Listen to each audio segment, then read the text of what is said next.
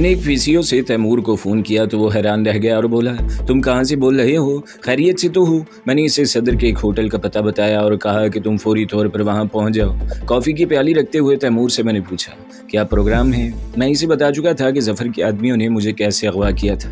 अकबर को इन लोगों ने कैसे छुड़ा लिया? मैंने पूछा। बस मैं और ग्लोरिया घर से निकले। मैं ड्राइविंग सीट पर था और ग्लोरिया अकबर के साथ पिछली नशिस्त पर। फिर शायद राजा ने हमें देख लिया था, क्योंकि एक ट्रैफिक सिग्नल पर ग्लोरिया ने हाकर से अखबार खरीदा था। इसके लिए इसे अकबर की तरफ वाला शीशा खोलना पड़ा था। हमने रज़ाक भाई को नॉर्थ कराची से आगे एक वीराने में बुलाया था। हमने नज़ीर और सिकंदर को एहतियातन पहले ही वहाँ भेज दिया था। फर्डिनेंड ने जो ट्रांसमीटर तैयार किए थे, इनमें से एक इन दोनों के पास भी था। मैंने इन्हें हिदायत कर दी थी कि वहाँ कोई गड़बड़ हो तो हमें इन्फॉर्म कर देना, मगर इसकी नौबत ही नहीं आई। राजा के आदमियों ने हमें रास्ते ही में घेर लिया और अकबर को ले गए, मगर इसके बावजूद हमने रज़ाक भाई से रकम वसूल कर ली। रकम को गोली मारो मैं झिलझिला गया। नज़ीर और सिकंदर को बुलाओ, हम अभी गुडानी जाएंगे। राजा वहीं होता है, अकबर भी वहीं होगा। इस राजा से तो मैं निमट लूँगा, मैंने दांत पीस कर कहा। फिर हम अपनी मार्क 2 में गुडानी के लिए रवाना हो गए। मैंने ग्लोरिया को वहीं रुकने की ताकीद की और कहा कि मुहतात रहना, मगर हम गुडानी जाने की ज़हमत से बच गए। हम नॉर्थ नाज़माबाद से सुराब गोट की तरफ मुड़ने ही वाले थे कि एक टोयोटा में मुझे राजा दिखाई दिया। गाड़ी राजा ड्राइव कर रहा था, इसके साथ एक आदमी और था। गाड़ी का स्टीयरिंग तैमूर के हाथ में था। मैंने फ़ौरन इसे गाड़ी टर्न करने को कहा और इसे बताया कि राजा इस तरफ जा रहा है। तैमूर ने गाड़ी कच्चे में उतार कर फुर्ती से यू टर्न लिया और बंदूक से निकली हुई गोली की तरह गाड़ी इसके पीछे लपकी। मुझे ख्याल आया कि मैं खामखा गुडानी जा रहा था। राजा तो रोज़ाना न्यू कराची आता है, इसका जनरल स्टोर न्यू कराची ही में तो था। राजा की गाड़ी की ऐन पीछे पहुंचकर तैमूर ने खिड़की से हाथ बाहर निकाल कर कुछ कहा और दूसरे ही लम्हे हल्का सा एक धमाका हुआ और राजा की गाड़ी लड़खड़ाने लगी। तैमूर ने गाड़ी तेज़ी के साथ आगे बढ़ाई और आगे जाकर कच्चे में उतार कर रोक दी। राजा भी अपनी गाड़ी रोक चुका था और अब वो और इसका साथी गाड़ी से उतरकर इसका जायजा ले रहे थे। हमें रुकता देखकर राजा चौकन्ना हो गया। एक मरतबा फिर वो अपनी गाड़ी की तरफ मुतवज्जा हो गया। वो हमसे तकरीबन 100 गज के फासले पर था। मैं और तैमूर गैर महसूस तरीके पर वहाँ उगी हुई झाड़ियों के पीछे चले गए। फिर अचानक हम दोनों राजा और इसके आदमी के सर पर जा पहुँचे। इस काम में बमुश्किल 2 मिनट लगे होंगे। फिर इससे पहले कि राजा या इसका साथी कुछ समझ सकता, रिवॉल्वर के दस्ते इनके सिरों पर जड़ दिए। वो दोनों लहराए और सड़क पर गिरने वाले ही थे कि मैंने और तैमूर ने इन्हें संभाल लिया। मैं गाड़ी में बैठा और फुर्ती के साथ गाड़ी रिवर्स करके इनके नज़दीक पहुंच गया। सड़क पर इक्का दुक्का गाड़ियां थीं। इनमें से किसी ने हमें देखा भी होगा तो यही समझा होगा कि राजा की गाड़ी ख़राब हो गई है और हम इसकी मदद के लिए रुक गए हैं। फिर हमने इन्हें पलक झपकते में अपनी गाड़ी में ठोंस दिया। पहले मैंने सोचा कि राजा की गाड़ी भी साथ ले लूँ, मगर फिर इरादा मुलतवी कर दिया। मैं अब राजा को अली मोहम्मद सोसाइटी वाली कोठी में ले जा रहा था, क्योंकि वो आसानी से कुछ बताने वालों में से नहीं था। मैंने तैमूर से कहा कि राजा को सीधे मोहम्मद अली सोसाइटी ले चलो। तैमूर ने कोई जवाब दिए बगैर गाड़ी की स्पीड मजीद बढ़ा दी। राजा और इसके साथी को एक साउंड प्रूफ कमरे में मुंतकिल करने के बाद हम बाहर आ गए ताकि वो होश में आ जाएं, इनसे कुछ मालूम करें। तैमूर को कुछ ज़्यादा ही जल्दी थी। इन दोनों को होश में लाने की खातिर इनके चेहरों पर पानी के छींटे मारे तो पहले राजा कुसमुसाया, फिर एकदम उठकर बैठ गया। उठते ही इसने जेब पर हाथ मारा। मैंने पहले ही इसका और इसके साथी का रिवॉल्वर निकाल लिया था। तैमूर ने तंजिया लहजे में कहा, तुम्हें इसी की तलाश है? लो, परेशान क्यों होती हो? ये कहकर इसने रिवॉल्वर राजा की तरफ उछाल दिया। राजा ने झपट कर रिवॉल्वर पकड़ा, मगर हाथ में लेते ही रिवॉल्वर के वजन से इसे अंदाजा हो गया कि वो खाली है। इसने भयानक लहजे में कहा, मुझे यहाँ क्यों लाए हो? मेरी मर्जी, तैमूर ने कहा। मर्जी के बच्चे, जानते नहीं मैं कौन हूँ? तैमूर ने आगे बढ़कर चट्टाक से भरपूर थप्पड़ इसके चेहरे पर रसीद किया और सुलगते हुए लहजे में बोला, आइंदा मुझसे इस लहजे में बात मत करना, वरना मैं जुबान काट कर हाथ पर रख दूंगा, समझा? राजा की नज़र अब तक मुझ पर नहीं पड़ी थी, क्योंकि मेरी पूछते इस जानिब थी। इसी दौरान में इसके साथी को भी होश आ गया। तैमूर इसकी तरफ मुतवज्जा हो गया। राजा ने निस्बतन नरम लहजे में पूछा, मुझे यहाँ क्यों लाए हो? अकबर कहाँ है? तैमूर ने अचानक पूछा। राजा बुरी तरह चौंक उठा। कौन अकबर? इसके लहजे में हैरत थी। सेठ रज़ाक का बेटा, तैमूर ने बगौर इसका जायजा लेते हुए कहा। अच्छा, तो तुम भी कामरान के आदमी हो? इसने तवील सांस लेकर कहा। मगर मुझे नहीं मालूम कि अकबर कहाँ है। तुम्हें मालूम है? मैंने एक एक लफ्ज़ पर जोर देकर कहा। राजा मुझे यूं देख रहा था जैसे भूत देख लिया हो। तुम वहाँ से? हाँ, मैं वहाँ से निकल आया। तुम क्या समझते थे मुझे ज़्यादा देर तक रोक सकोगे? मैंने तंजिया लहजे में कहा। अब जल्दी से मुझे बता दो कि अकबर कहाँ है। राजा तज़हीक अमेज़ अंदाज में हंसा, फिर सख्त लहजे में बोला, तुम मुझसे इससे मालूम करोगे कि अकबर कहाँ है, मुझसे, राजा से। इसकी जफ़र भी कदर करता होगा। मैंने आगे बढ़कर एक और थप्पड़ इसके मुंह पर मारा। अपना हुलिया बिगड़ने से पहले ही मुझे बता दो तो अच्छा है, ये कहकर मैंने जोरदार हाथ इसके मुंह पर रसीद किया। वह उलट कर पीछे गिरा। इसके होंठ फट गए थे और मुंह से खून बहने लगा था। इसका साथी मतवाहश अंदाज में मुझे देख रहा था। तैमूर के हाथ में रिवॉल्वर था जो इसने राजा और इसके साथी पर तान रखा था, वरना मुमकिन है राजा मुझसे भिड़ ही जाता, क्योंकि इसके चेहरे पर शदीद गुस्से के आसार थे। यार जल्दी से पूछो, हमारे पास वक्त बहुत कम है, तैमूर ने झिंझला कर कहा। अव्वल तो मुझे पता ही नहीं है कि अकबर कहाँ है, और अगर मालूम भी होता तो तुम क्या समझती हो मैं तुम्हें बता देता। ठीक है मत बताओ, मैंने बेपरवाही से कहा और सिगरेट सुलगा कर टहलता हुआ इसकी पुश्त पर चला गया। फिर इसके बाल पकड़कर चेहरा ऊपर उठा लिया और सफाक लहजे में बोला, अब भी वक्त है राजा, बता दो वरना एक एक बोटी अलहदा कर दूंगा। मैंने अचानक दाएं हाथ से जलता हुआ सिगरेट इसकी गर्दन में डालकर रगड़ा। वो कर्बनाक अंदाज में चीखा और पूरी तरह अपना कान मलने लगा। मैंने इसके बाल छोड़कर दूसरा सिगरेट सुलगा लिया और 2-3 गहरे गहरे कश लेकर इसे मुखातिब किया। राजा अकबर का पता बता दो वरना तुम्हारा पूरा जिस्म मैं सिगरेटों से दाग दूंगा। ये कहकर मैंने एक बार फिर जलता हुआ सिगरेट इसके जले हुए कान में डालकर मसल दिया। वो कोई जवाब दिए बगैर गहरे गहरे सांस लेता रहा। मैंने एक मरतबा फिर इसके बाल पकड़े और इस मरतबा मैं इसके बाएं कान को निशाना बनाना चाहता था कि वो बोल उठा, मैं अगर तुम्हें बता भी दूं तो तुम अकबर तक कभी ना पहुंच सकोगे। तो मुझे सिर्फ ये बताओ कि इसे कहाँ रखा गया है। ये मेरा दर्द सर है, मैं इस तक पहुंच पाता हूँ या नहीं। मैंने जवाब दिया, वो नॉर्थ नाज़िमाबाद के इसी बंगले में है जहाँ तुम्हें कैद किया गया था। राजा ने तवील सांस लेकर कहा और एक मरतबा फिर अपना जला हुआ कान मलने लगा। इस दौरान में ग्लोरिया भी वहाँ आ गई। वो अगर मुझे वहाँ नहीं मिला तो तुम्हें जिंदा नहीं छोड़ूंगा। जब तक हम वापस ना आ जाएं तुम यहीं रहोगे।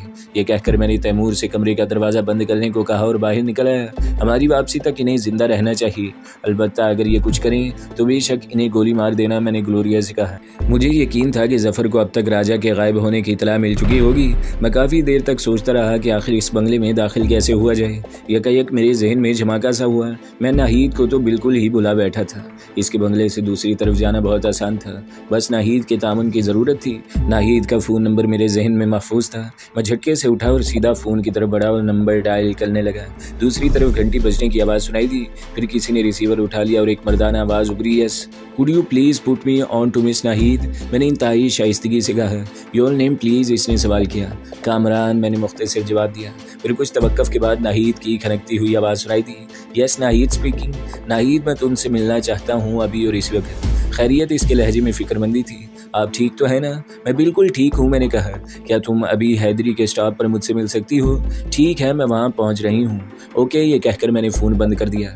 नाहिद हमसे पहले ही वहाँ मौजूद थी। इसकी गाड़ी मैंने दूर ही से पहचान ली थी। हमारी गाड़ी रुकते ही वो नीचे उतर आई। मैंने माजरत खाना अंदाज में कहा, सॉरी मैं तुम्हें। कामरान प्लीज़, इसने बात काटी। मुझे बताएं आप किस परेशानी में हैं। मैं इसे लेकर गाड़ी में बैठ गया। तैमूर टहलता हुआ वहाँ से कुछ दूर चला गया। मैंने जब मुख्तसरन इसे बताया कि मैंने इसे क्यों बुलाया है तो वो सोच में पड़ गई। फिर बोली, मसला अगर सिर्फ आपका होता तो मैं चौकीदारों और मुलाजमों से कोई भी बहाना बना देती, मगर आपका साथी। तुम चौकीदारों की फिक्र मत करो, हम तुम्हारे बंगले में तो आसानी से दाखिल हो जाएंगे। मसला तो दूसरे बंगले का है। मुझे सिर्फ तुम्हारी रजामंदी की ज़रूरत है। अगर हमें तुम्हारे भाई या चौकीदारों ने नुकसान भी पहुंचाया तो इसकी जिम्मेदारी तुम पर नहीं होगी। अव्वल तो नौबत आएगी ही नहीं। हम बहुत खामोशी के साथ दूसरी तरफ उतर जाएंगे। वो कुछ देर तक सोचते रही, फिर बोली, मैं कोशिश करूंगी कि आप लोगों को कोई नुकसान न पहुंचे, मगर मेरे ख्याल में आप इस मामले को ख़त्म ही कर दें तो बेहतर है। आखिर क्या मिलेगा आपको वहाँ जाकर? इसने बहुत अपनाइयत से कहा। मामला बहुत आगे बढ़ चुका है, मैंने कहा। बस ज़हनी तौर पर तैयार रहना। मैं तुम्हें बताए बगैर भी आ सकता हूँ, मगर तुमने मेरे साथ बहुत ताउन किया था, इसलिए इखलाकी तौर पर मैंने तुम्हें बताना ज़रूरी समझा हो कि अब तुम जाओ। Thank you very much, you are मगरमच्छ। इसने बच्चों की तरह कहा और गाड़ी से उतर गई। फिर वो अपनी गाड़ी में हाथ हिलाती हुई रवाना हो गई। इसके जाते ही तैमूर मेरे बराबर आ बैठा। मैंने इसे बताया कि अब हम इस बंगले में बहुत आसानी से दाखिल हो जाएंगे। हमें सिर्फ 2-3 घंटे इंतज़ार करना पड़ेगा ताकि रात कुछ और ढल जाए। मैंने एहतियात के तौर पर नज़ीर और सिकंदर को भी साथ ले लिया था। फिर मार्क 2 में हम चारों नॉर्थ नाज़िमाबाद जा रहे थे। स्टीयरिंग हस्बे मामूल तैमूर के हाथ में था। जल्द ही हम नाहिद के बंगले के नज़दीक जा पहुँचे। गाड़ी एक महफूज जगह पार्क करके हम दबे पाँव नाहिद के बंगले की पुश्त पर पहुँच गए। इस तरफ कई घने दरख्त थे जिनकी शाखें दीवार से बाहर की तरफ थी। दीवार के साथ सिकंदर बैठा था और इसने मुझे अपने शानों पर खड़े होने का इशारा किया। दीवार का सहारा लेकर मैं इसके कांधों पर खड़ा हो गया, फिर वो भी आहिस्ता आहिस्ता खड़ा हो गया। थोड़ी सी कोशिश के बाद नीम के एक दरख्त की मजबूत सी टहनी मेरे हाथ आ गई। मैंने 2-3 दफ़ा खींचकर इस शाख की मजबूती का अंदाज़ा लगाया, फिर उछल कर इसमें लटक गया। दूसरे ही लम्हे मैं दीवार पर था। फिर इसी तरह एक एक करके सिवाय सिकंदर के सब ऊपर चढ़ गए। इस दीवार पर चढ़ना एक मसला था, मगर तैमूर ने अचानक अपने हाथों को हरकत दी और बारीक सी एक डोरी नीचे तक पहुंच गई। मैंने एहतियातन डोरी का सिरा दरख्त की शाख से बांध दिया, फिर सिकंदर को ऊपर आने का इशारा किया। वो इस रेशमी डोरी के जरिए बमुश्किल तमाम दीवार पर पहुंचा। हालांकि डोरी में थोड़े थोड़े फासले पर गिरहें मौजूद थी और शायद इसलिए लगाई गई थी कि इनके जरिए ऊपर चढ़ा जा सके। दीवार पर रेंगते हुए हम गैराज की छत पर पहुंच गए। वहां से ऊपर की बालकोनी में पहुंचना तो बहुत आसान था। हम बखैरियत ऊपर भी पहुंच गए। अब मेरे सामने वही तवील कॉरिडोर था। मैं जानता था कि खालिद का कमरा कौन सा है, इसलिए मैंने सबसे पहले तो इसके कमरे का दरवाज़ा बाहर से बोल्ट कर दिया। अब अगर वो बेदार भी हो जाता तो बाहर नहीं आ सकता था। फिर मैंने नाहिद के कमरे का दरवाज़ा भी बाहर से बोल्ट कर दिया। वहाँ से फारिग होकर हम दबे पाँव इस जीने के ज़रिए ऊपर पहुँच गए जहाँ से मैं नीचे उतरा था। फिर हम सब बगैर किसी नुकसान के इस बंगले की छत पर पहुँच गए जो एक दफ़ा मेरा मदफन बनने वाला था। हमारे काम का दूसरा और बड़ा मरहला तो अब शुरू हुआ था। हर आदमी ने रिवॉल्वर निकाल लिया और फिर फूंक फूंक कर कदम रखते हुए आगे बढ़ने लगे। एक कमरे के बंद दरवाजे की दूर से रोशनी की एक लकीर सी बाहर आ रही थी। मैंने दरवाजे से कान लगा दिए। अंदर कुछ लोग मौजूद थे। इनकी बातें करने की आवाज़ बाहर आ रही थी। सिकंदर ने दरवाजे पर हाथ रखा और एकदम दरवाज़ा खोल दिया। अंदर बैठे हुए लोग बुरी तरह चौंक उठे। इनके सामने नोट पड़े थे और वो ताश के पत्ते हाथ में लिए बैठे थे। इनमें से एक आदमी ने बिजली की सी तेज़ी के साथ रिवॉल्वर निकालने की कोशिश की, मगर तैमूर ने हाथ का एक हल्का सा इशारा किया और वो आदमी चीखता हुआ उलट गया। इसके बाजू में छोटा सा एक तीर पेवस्त था, जैसे तीर अमूमन बच्चे खेल के दौरान में इस्तेमाल करते हैं। अगर किसी ने हरकत की तो इसका यही अंजाम होगा, मैंने सर्द लहजे में कहा। फिर सिकंदर से मुखातिब हुआ, दरवाज़ा बंद कर दो। हमारे सब साथी अंदर आ चुके थे। सिकंदर ने आहिस्तगी से दरवाज़ा बोल्ट कर दिया। नज़ीर ने आगे बढ़कर पहले तो इनके आगे से नोट समेट कर जेबों में ठोंसे, फिर इनकी तलाशी ली और रिवॉल्वर्स निकाल कर सिकंदर के हवाले कर दिए। वो लोग निहत्ते तो हो गए तो मैं आगे बढ़ा और इनमें से एक की कनपट्टी पर रिवॉल्वर रखकर बोला, जो कुछ मैं पूछूं इसका जवाब सच सच और फ़ौरन देना। मेरे पास वक्त बहुत कम है और इससे पहले मैं तुम्हारे कई आदमियों को जहन्नम रसीद कर चुका हूँ। मैंने एक लम्हे को तवक्कुफ़ किया, फिर बोला, अकबर को कहाँ रखा है? आए बाएँ शाये मत करना वरना। मेरा लहजा सफाक था। यकीन करो मुझे नहीं पता। मैंने इसकी खोपड़ी पर इतनी ज़ोर से रिवॉल्वर का दस्ता मारा कि खोपड़ी की हड्डी चटक गई। वो कोई आवाज़ निकाले बगैर फर्श पर ढेर हो गया। मैं दूसरे आदमी की तरफ बढ़ा और रिवॉल्वर इसकी कनपट्टी पर रख दिया। तुम बताओ, मगर अपने साथी का हशर याद रखना। वो सहमे हुए अंदाज में मुझे देखने लगा, फिर थूक निकल कर बोला, मुझे अपने बच्चों की कसम है मैं नहीं जानता। अकबर कहाँ? मैंने इसका जुमला पूरा हुए बगैर रिवॉल्वर उठाया और इसकी खोपड़ी पर ज़ोरदार ज़रब लगाई। मेरा हाथ ज़रा चटता हुआ पड़ा, इसलिए इसे ज़्यादा चोट नहीं आई। मैंने कहा, इस दफ़ा मैंने जानबूझकर हाथ ज़रा नरम रखा है। मैं तुम्हें एक चांस और देना चाहता हूँ। बताओ अकबर कहाँ है? मैं अगर बता दूँ तो चीफ के हाथों मारा जाऊँगा। वो खौफज़दा अंदाज में अपने साथी की लाश देखने लगा। राजा मुझे ज़िंदा नहीं छोड़ेगा। राजा को भूल जाओ, वो इस वक्त मेरे कब्ज़े में है और यहाँ से ज़िंदा नहीं लौटेगा। वो बेयकीनी से मुझे देखने लगा, फिर खौफज़दा अंदाज में अपने साथियों की तरफ देखकर बोला, वो नीचे तहखाने में है, देखो। मैंने तुम्हें बता दिया है कि अकबर कहाँ है, अब मुझे मत मारना। मुझे ले चलो तहखाने में। मैंने इसका गिरबान पकड़कर अपनी तरफ घसीटा और तैमूर को मखसूस इशारा किया। वो मेरे इशारे का मतलब समझ गया और रिवॉल्वर के दस्ते मार मार कर इन सबको बेहोश कर दिया। फिर मैंने इस आदमी को बाहरी की तरफ धकेला और सख्त लहजे में कहा, अगर कोई गड़बड़ करने की कोशिश की तो अपनी जान की परवाह किए बगैर तुम्हें तो ठिकाने लगा ही दूंगा। इसने कोई जवाब नहीं दिया और आगे आगे चलने लगा। बंगले में बिल्कुल सन्नाटा था। ऐसा लगता था जैसे इन आदमियों के अलावा वहाँ कोई ना हो। वो सब शायद ताश खेलने के लिए इकट्ठे हो गए थे। तवील कॉरिडोर अबूर करके वो आदमी बाहर निकल गया। हम इसके पीछे पीछे बाहर निकले, फिर घूम कर वो इमारत के पहलू में पहुंचा और दाएं तरफ वाकई गैराज में दाखिल हो गया। वहाँ बहुत मध्यम रोशनी का एक बल्ब जल रहा था। इसने स्विच बोर्ड पर एक और बटन को दबाया तो वहाँ खड़ी हुई दीवार फौरन आहिस्ता आहिस्ता ऊपर उठने लगी। इसके उठने से वहाँ खिला नमदार हो गया और मुझे एक जीना दिखाई दे रहा था। इस आदमी ने हमें अपने पीछे आने का इशारा किया और खुद इस खिला में दाखिल दाखिल होकर सीढ़ियाँ उतरने लगा। जीने के इख्तिताम पर रास्ता अचानक मसदूद हो गया। इसने फिर सीढ़ी को एक मखसूस जगह से दबाया तो बाएं जानिब की दीवार स्लाइडिंग डोर की तरह एक तरफ खिसक गई और इतना खिला पैदा हो गया कि एक आदमी बासानी इसमें से गुजर सकता था। वहाँ से गुजर कर हम अंदर पहुँचे तो फिर एक तवील कॉरिडोर में खड़े थे। इस आदमी के इशारे पर हम आगे बढ़कर दाएं जानिब मुड़े तो कतार से 2-3 कमरे दिखाई दिए। इन्हीं में से एक कमरे के दरवाजे पर पहुँचकर वो रुक गया और आहिस्तगी से दरवाज़ा खोला तो फिर एक जीना था। गोया तहखाना वर्ता खाने का सिलसिला था। नीचे ही एक कमरा था जहाँ मुझे कैद किया गया था। हम सीढ़ियाँ उतरकर नीचे उतरे तो अकबर को देखकर मेरा दिल मारे खुशी के बेकाबू हो गया। वो बेड पर लेटा सुराहा था। मैं अकबर की तरफ बढ़ा ही था कि अचानक मुझे भागते हुए कदमों की आवाज़ सुनाई दी। मैं चौंक कर मुड़ा मगर इस वक्त तक देर हो चुकी थी। वो आदमी जीने का दरवाज़ा खोलकर बाहर निकल रहा था। मैं बिजली की सी तेज़ी से इस तरफ झपटा मगर दरवाज़ा बंद हो चुका था। बाहर से इस आदमी के कहकों की आवाज़ रही थी। फिर वो हंसते हुए बोला, सेठ जफर के आदमी इतने अहमक नहीं हैं जितना तुम समझते हो। इस दफ़ा तुम लोगों की लाशें भी यहाँ से बाहर न जा सकेंगी। 2 मिनट बाद दरवाजे को हाथ भी मत लगा। दरवाज़ा स्टील का है और 2 मिनट बाद मैं बिजली का स्विच ऑन कर दूंगा और दरवाजे में ज़बरदस्त करंट दौड़ने लगेगा और जो भी दरवाजे को छुएगा वहीं चिपक जाएगा।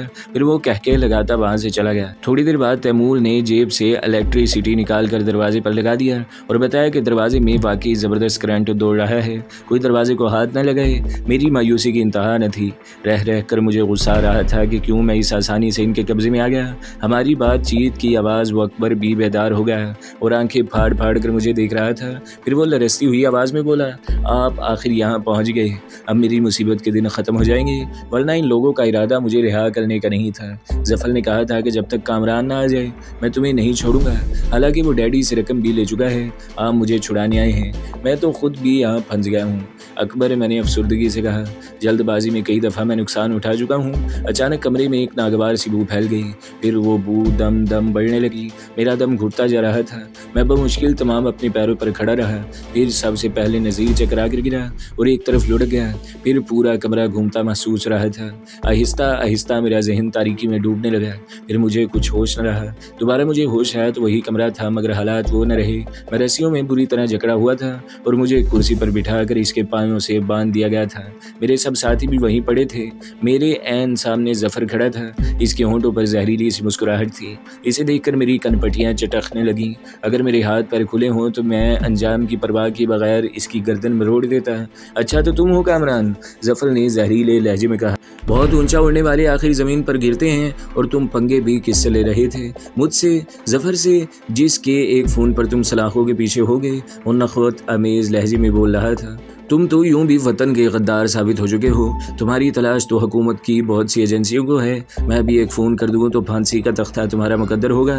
दुनिया की कोई ताकत तुम्हें नहीं बचा सकेगी। फिर इसने ज़रा तवक्कुफ़ किया और बोला, मगर मैं अपने मामलात खुद ही निपटाने का आदी हूँ। मैंने कभी कानून के कांधे पर रखकर बंदूक नहीं चलाई। मैं खुद तुम्हें ऐसी इबरतनाक सज़ा दूंगा कि तुम मौत की ख्वाहिश करोगे मगर मरने नहीं दिया जाएगा।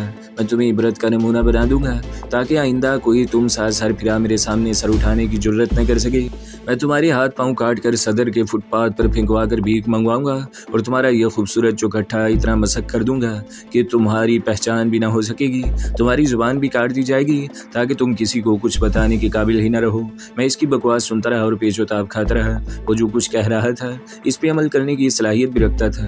मैंने इसे ताऊ दिलाने को कहा, तुम खुद को बहुत बड़ा सूरमा समझते हो ना, मगर अब नहीं समझोगे। मैंने तुम्हारी इस एतमाद में दरारें डाल दी हैं। मैं सिर्फ इतना कहूँगा कि मुझे जिंदा मत छोड़ना, वरना मुझे मौका मिल गया तो मैं तुम्हारे साथ किसी किस्म की रियायत नहीं करूँगा। मेरी बात सुनकर जफर ने जोरदार कहका लगाया और बोला, तुम अब भी किसी खुशफहमी में मुब्तला हो। अगर ऐसा है तो इसे अपने जहन से निकाल दो। फिर वो घूम कर राजा से मुखातिब हुआ।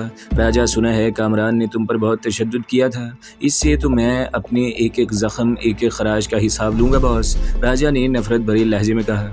और ख़ान तो शायद इसे जान ही से मार दे। तुम ये बात कहते हुए कुछ अच्छे नहीं लगते राजा। मैंने कहा, जो आदमी तशद्दुद से मजबूर होकर अपनी ज़ुबान खोल दे वो जफ़र जैसे आदमी के साथ कैसे चल रहा है। फिर मैंने खान को मुखातिब किया, और तुम्हारा मोर की तरह पला हुआ ये जिस्म महज नुमाइशी है। तुम्हें भी तो बहुत घमंड है अपनी कुव्वत का। मैंने बोलते बोलते रुककर इसका जायज़ा लिया। मैंने इसके चेहरे पर गरम गरम चाय फेंकी, जिससे ना सिर्फ इसका चेहरा बुरी तरह झुलस गया था बल्कि दाएं आँख भी मुतासिर हुई थी। आज तक किसी ने इस अंदाज में तुम्हारी पिटाई नहीं की होगी। मैंने तज़हीक अमेज़ लहजे में कहा, अब भी तुम्हें हसरत है तो मेरे हाथ पैर खोल दो, मैं तुम्हें फिर इसी तरह मारूंगा। खान और राजा का बस नहीं चल रहा था कि वो मुझे कच्चा चबा जाए। मगर जफ़र की मौजूदगी के बायस वो खामोश थे। फिर खान तपे हुए लहजे में बोला, इसे खोल दे बॉस, आपने अभी कहा है कि आप इसके हाथ पैर तोड़ना चाहते हैं, मुझे हुक्म दे, मैं तोड़ूंगा इसके हाथ पैर। ज़रा सब्र से काम लो खान, जफ़र ने कहा। पहले मैं इससे ये तो मालूम कर लूँ कि वडेरे अहमद बख्श की तिजोरी से जो करोड़ों की रकम इसने उड़ाई है वो कहाँ है। मैं लम्हे भर को सन्नाटे में रह गया। गोया जफ़र हर बात से बाखबर था। मैंने अनजान बनकर पूछा, कौन वडेरे अहमद बख्श? तुम अभी बच्चे हो कामरान, जफ़र ने हकारत अमेज़ लहजे में कहा। मैं तो ये भी जानता हूँ कि तुम्हें अहमद बख्शी के आदमियों ने कैद से रिहाई दिलाई थी, वरना अब तक तो तुम फांसी के तख्ते पर चढ़ चुके होते। तुम मुझे से कह रहे हो कि कौन वडेरा अहमद बख्श? एक बात और सुन लो, तुम जिस तंजीम से ताल्लुक़ रखते हो, इसके बड़ों ने मुझसे भी दरख्वास्त की थी कि मैं तुम्हारा सुराग लगाऊँ, ठिकाने लगा दूँ। इसके बदले में इनसे भी मुझे खतीर रकम मिलेगी, मगर इस वक्त रकम से ज़्यादा अहम मेरे वो बेहतरीन आदमी हैं जो तुम्हारे हाथों ज़ाया हुए हैं। इसलिए मैं तुम्हें जान से नहीं मारूंगा, बल्कि अपाहिज करके किसी फुटपाथ पर फेंक दूंगा, मगर पहले तुमसे वो रकम ज़रूर हासिल करूंगा जो तुमने वडेरे की तिजोरी से ली थी। वो रकम तो कब की ठिकाने लग चुकी। अगर मेरे पास इतना पैसा होता तो मैं तुमसे महज 15 लाख के लिए टक्कर मोल लेता। मैंने हंस कर कहा, ठिकाने कैसे लगा सकते हो तुम? जफ़र मेरी बातों में आने वाला नहीं था। जुआ तुम खेलते नहीं, रेस से तुम्हें कोई दिलचस्पी नहीं है, लड़कियों से तुम दूर भागते हो। इस दौरान में तुमने कोई जायदाद भी नहीं खरीदी, फिर इतनी रकम तुम सिगरेट बनाकर पी गए। तुम इतना कुछ जानते हो तो ये भी जानते होगे कि मैं तन्हा नहीं हूँ, मेरे साथ तंजीम की एक लड़की ग्लोरिया भी है। सारी रकम वही ले उड़ी, मेरे हिस्से में तो कुछ भी नहीं आया। मैं बकवास सुनने का आदी नहीं हूँ। जफ़र का लहजा एकदम बदल गया। वो लड़की अब भी तुम्हारे साथ है और तुम कह रहे हो कि वो रकम ले उड़ी। फिर वो ज़रा तवक्कुफ़ के बाद बोला, अच्छा बातें बहुत हो गई, सीधी तरह मुझे रकम का पता बता दो, वरना मैं राजा और खान को इजाज़त दे दूंगा कि वो तुमसे हकीकत उगलवाएं। जल्दी करो, क्या चाहते हो? रकम के मुताल्लिक मुझे बताओगे या इन दोनों को? चलो ये भी कर देखो। मैंने दिल कड़ा करके कह दिया और जहनी तौर पर अपने आप को बदतरीन तशद्दुद के लिए तैयार करने लगा। राजा, जफ़र ने राजा को मुखातिब किया, इससे मालूम करो कि वह रकम कहाँ है। अगर मैंने खान को इजाज़त दे दी तो वह हरामज़ादा तो शायद इसे जान से ही मार देगा। फिर वो घड़ी देख कर बोला, इस वक्त 2 बजे हैं, 4 बजे तक इसकी ज़ुबान खुल जाना चाहिए। इसकी तो आप फिक्र ही ना करें बॉस। राजा ने दांत निकाले, 2 घंटे तो बहुत हैं, ये भी आधे घंटे में फर बोलने लगेगा। मेरे सामने तो गूंगे भी बोलने लगते हैं। मैंने हंस कर इसका जुमला पूरा कर दिया। फिर तंजिया लहजे में बोला, ये डायलॉग अब बहुत पुराना हो गया है राजा, अब तो ये भारतीय फिल्मों में भी इस्तेमाल नहीं होता। मैं अब चलता हूँ। जफ़र उठ खड़ा हुआ, ये ज़ुबान खोल दे तो इसकी इतला मुझे फ़ोन पर दे देना, मैं आज रात जागता रहूँगा। स्टेशन से 2-3 बहुत अहम कॉल्स आने वाली हैं। फिर वो खान से मुखातिब हुआ, तुम फिक्र मत करो, तुम्हें भी मौका ज़रूर मिलेगा इसके हाथ पाँव तोड़ने का। फ़िलहाल तुम दरवाजे के बाहर बैठो और इनमें से कोई भी निकलने की कोशिश करे तो बिला झिझक इसे गोली मार देना। वैसे तो यहाँ 5 आदमी और भी मौजूद हैं, तुम्हारी जिम्मेदारियाँ सबसे ज़्यादा हैं। मुमकिन है ग्लोरिया को सुनगुन मिल गई हो और वो यहाँ धावा बोल दी। अपने कान और आंखें खुली रखना। ये कहकर जफ़र बाहर निकल गया। इस दौरान में मेरे दूसरे साथियों को भी होश आ चुका था और वो पलकें झपका कर चारों तरफ देख रहे थे। तो दोस्तों, अगली किस्से सुनने के लिए हमारे चैनल को ज़रूर सब्सक्राइब करें, वीडियो को लाइक करें और बेल के आइकन पर भी क्लिक कर दें ताकि हर जो आने वाली वीडियोज़ हैं वो आपको सबसे पहले मिलती रहें।